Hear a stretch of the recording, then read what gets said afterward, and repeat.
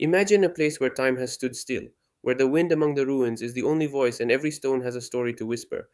A city where beauty and tragedy merge, painting a ghostly and magnificent picture. In the deepest heart of Basilicata, in a corner of Italy where nature is still wild and untamed, a stone mirage rises, an almost surreal vision. Craco. It is not just an abandoned village, it is a masterpiece sculpted over time, a natural work of art that emerges forcefully from an almost alien landscape, a true lunar painting made of clayey gullies. Its medieval fortress, imposing and solitary, stands proudly against the sky, a stone sentinel that has watched over destinies and generations for centuries. It is the silent testimony of a glorious past, of sieges and peace, of daily life and dreams, a monolith that has seen history flow relentlessly at its feet.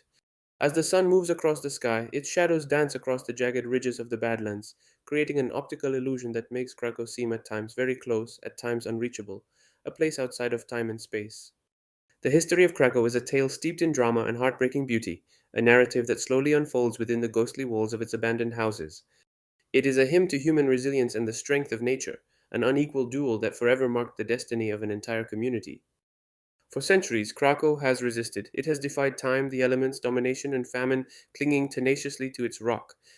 Its inhabitants, a proud and hard-working people, had built their lives stone by stone, generation after generation, creating a vibrant microcosm of traditions, dialects, and affections. The alleys resounded with the voices of children playing, craftsmen at work, farmers returning from the fields. Every window lit up at sunset, signaling the presence of families, warmth, and hope. It was a vibrant, vibrant place, deeply rooted in its surroundings, a constant in an ever changing world. But then, in the 1960s, the land beneath Craco began to breathe in a different, threatening way. The problem was not an external invader or a sudden and unexpected calamity, but something far more intimate and insidious, its very foundation.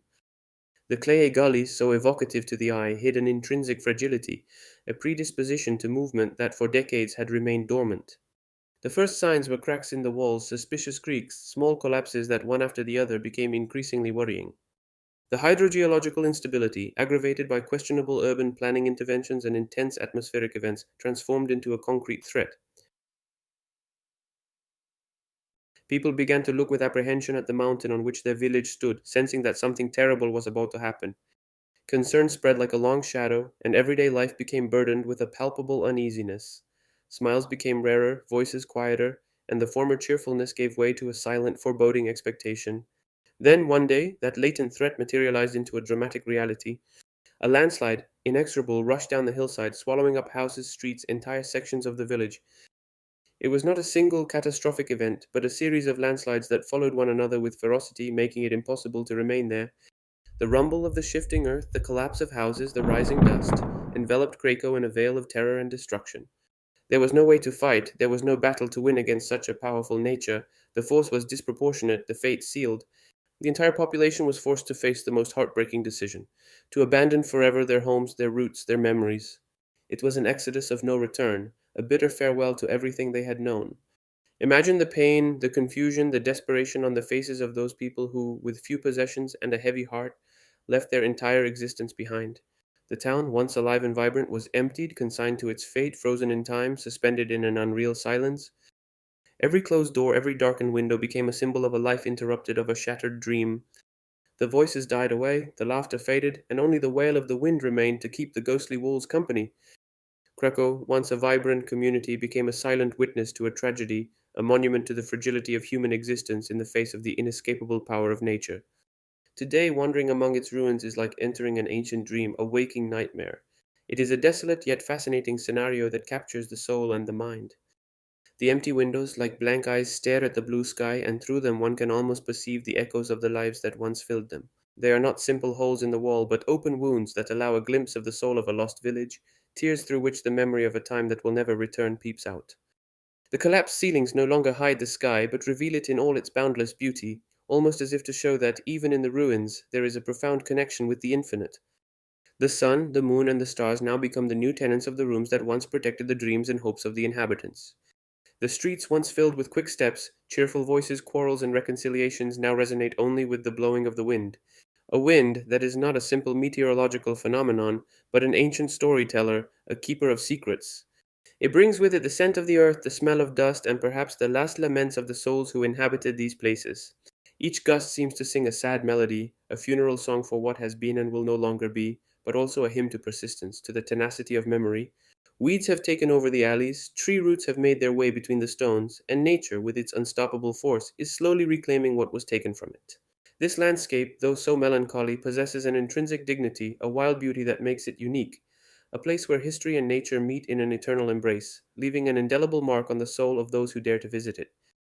But Craco's story doesn't end with abandonment. There is an unexpected chapter, an unexpected dawn that has given the town a new, surprising life. Abandoned by men, Craco found his redemption, a rebirth in a completely different light. Its poignant beauty, its suspended atmosphere, its eloquent silence have not gone unnoticed. It has become the favorite film set, a natural stage where fantasy and reality blend in a sublime way. Great directors, with their keen eye for suggestion and drama, have seen in Craco much more than a ghost town. They saw a silent actor, a ready set, pure emotion. Its medieval architecture blending with the desolate landscape of the Badlands has offered unique backdrops for telling powerful and universal stories. It has hosted world famous productions, transforming itself from a place of tragedy to a symbol of resilience, from an open wound to a source of artistic inspiration. Its ancient face has appeared in epics, historical dramas, and art house films, captivating audiences around the world. Think of films like Mel Gibson's The Passion of the Christ, where Craco offered its rugged and evocative landscape to recreate the Judea of 2,000 years ago, a timeless place that evoked exactly the necessary atmosphere. Or Christ Stopped at Eboli by Francesco Rosi, a work that, despite being set in a well defined historical context, found in the ruins of Craco the perfect embodiment of the desolation and hope of a forgotten southern Italy. And again, Quantum of Solace, a film from the James Bond saga where the breathtaking action scenes found in Cracow, the ideal backdrop to add a touch of mystery and grandeur, using its alleys and structures as an intricate labyrinth. Even music videos, commercials, and documentaries have chosen these ruins to give an unmistakable touch to their creations. These film productions not only brought fame to Cracow, but also gave it a new voice, a new way of communicating with the world.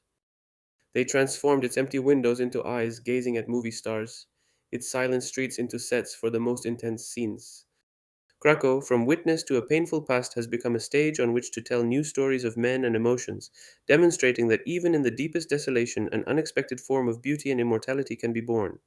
It is a fascinating paradox, a place abandoned by life which finds its raison d'etre in reproducing life itself in all its facets through the art of cinema. Krakow is much more than just a ghost town. It is a living monument, a silent elegy to human fragility in the face of the forces of nature, but also a powerful hymn to its incredible capacity to resist, to find new forms of expression and beauty.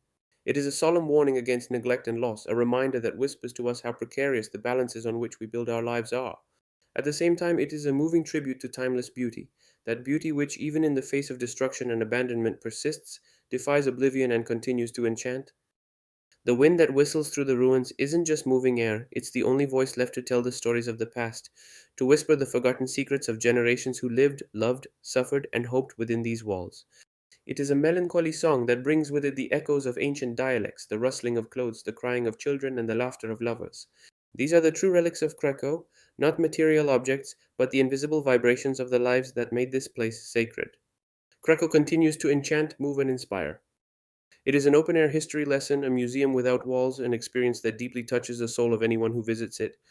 It reminds us that even when all seems lost, memory and beauty can find a way to survive, to continue speaking, to live eternally in the hearts and minds of those who know how to listen. It is not an end, but an eternal transformation, an endless cycle where ruin becomes the cradle of new inspiration.